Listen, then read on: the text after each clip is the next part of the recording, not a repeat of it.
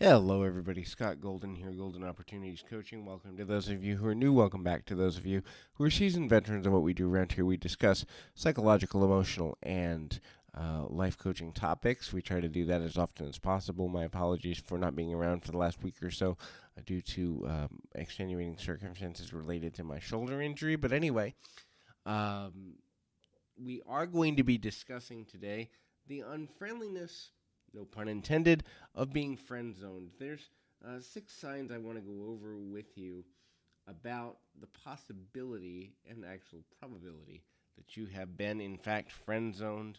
Friend zoning is unfortunate. We've all heard of it. Most of us have been there.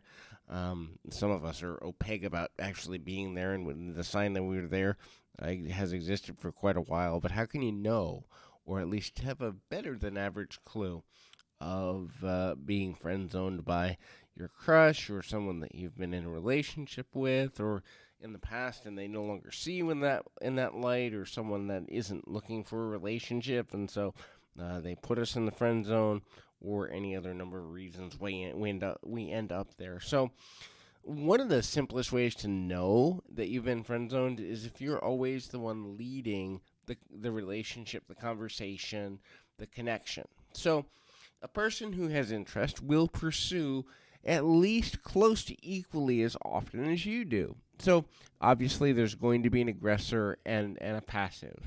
Passive and assertive, passive and aggressive, depending on your definition. But the idea is there will be one party who is more directive in a relationship and one who's more passive. But if you have a partner, a prospective partner, who is always passive, they are always waiting on you to make contact with them, or they're always kind of, allowing you to lead that contact, be it through a phone message, be it through a text message, be it through suggesting to get together. Yeah, chances are in that way you've been friend zoned. Now, obviously, the development of a romantic relationship requires time spent together, and obviously, any opportunity to do that is a great way to get yourself out of the friend zone, unless the vast majority or every single time that you're with another person is in a group setting. So certainly in highly religious communities, or especially with younger people, teenagers and the like, group dating or group settings for getting to know someone is not only smart and not only common, but it's safe. And so if you are a younger person or you like to have extra security around you, meeting somebody in a group setting is a good idea. And during the first 2, 3 occasions, that can even be acceptable. But if the majority or every connection you make with another person, there's other people present, then you're entering the territory of them using that other person or group of other people as a buffer zone, so that they don't have to confront the fact that I don't really find this person attractive, but I don't know how to tell them. So maybe they'll get the hint if we're never alone, and that's a really simple way to know that you've been friend zoned, unfortunately. So another one is, and this is like very very basic, and I'm actually leaving the hardest ones to last, because there's some ambiguity in the final two on the list. But if a person's open to talking about other attractions and other desires, so if you're dating your crush, or you think you're dating your crush, and all of a sudden they're talking to you about their other crush, or they're talking to you about their romantic life, or they're talking to you about wanting to date someone else, or they're talking to you about what they did in bed with a partner last week, yeah, you've been friend zoned. And so the more intimate details that a person gives you, you enter the friend zone when that number starts to add up time over time over time. One of the simplest but most painful ways is if you have a long-term friendship. And so, um, Not to say, because there are cases, many of them in fact, where a long term friendship leads to the realization of, hey, I have romantic feelings for this person. Hey, I never saw them this way before, and then out of nowhere, the flip of a switch happens, and it's like, wow, I think we could date. I think we could have something here that's more than a friendship.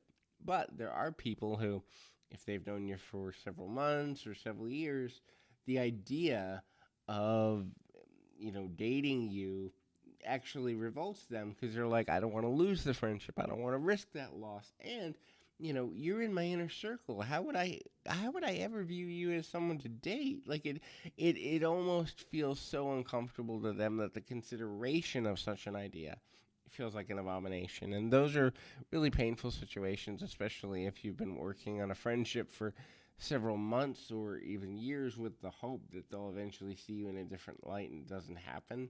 That is super, super uncomfortable. Um, the next is body language. So, if there is an attraction of a romantic nature, they will look for opportunities to touch you. And I'm not talking inappropriate touch, so let's be careful with that. But simple touch, whether it's a pat on the shoulder or rubbing your back or rubbing up against your leg, they will look for opportunities to be in close proximity to you. Similarly, if a person is not attracted or they don't want to give off ideas of attraction, they put they put what I call the middle school dance space between you. So there's really, you'd have to like lunge at a person for there to be an opportunity for you to physically touch. So the idea is they're like, okay, if I'm not too close to them, if I don't invade their personal space, they'll get the hint I'm not interested. Right? Right. Although sometimes that's not right. And so that can be a really big issue. And then the last one that's I think the hardest is people get weird when you do nice things for them or when you do a favor for them out of nowhere. Spontaneous acts of kindness become more weird. By this point, what happens is the non attracted person has figured out, hey, he or she might be attracted to me.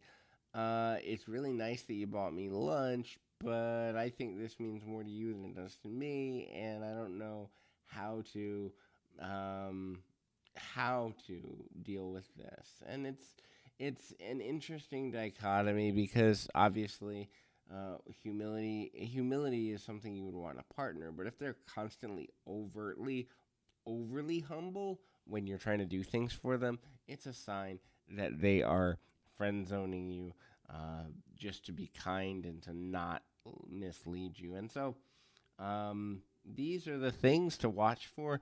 I encourage you to keep your feet on the ground, your mind in the moment. Until next time, everybody.